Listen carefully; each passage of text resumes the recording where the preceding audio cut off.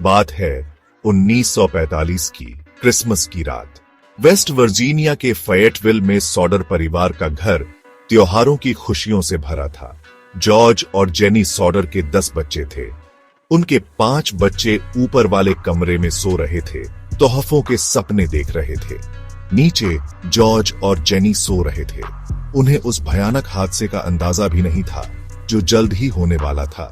आधी रात के कुछ देर बाद आग लग गई। जेनी धुएं की गंध और लगातार बज रहे टेलीफोन की आवाज से उठी। उसने फोन उठाया, लेकिन दूसरी तरफ की आवाज अनजान थी। कॉल करने वाले ने कुछ कहने से पहले ही फोन काट दिया। जेनी ने झट से जॉर्ज को जगाया और वे अपने बच्चों को बचाने के लिए दौड़े। आग बहुत तेज थी। बच्चों के कमरे तक जाने वाली सीढ़ियां आग की लपटों से घिरी हुई थीं।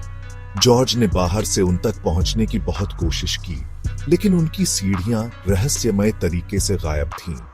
दमकल की गाड़ी आने में देर हो गई। सॉडर परिवार बेबसी से देखता रहा, क्योंकि उनका घर आग की लपटों में घिर गया।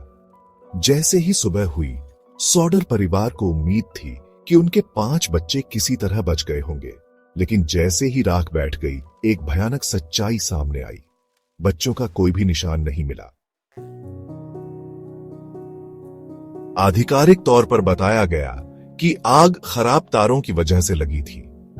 उन्होंने दावा किया कि तेज गर्मी से बच्चों के शरीर जलकर राख हो गए थे, लेकिन जॉर्ज और जेनी ने इस बात पर यकीन नहीं किया।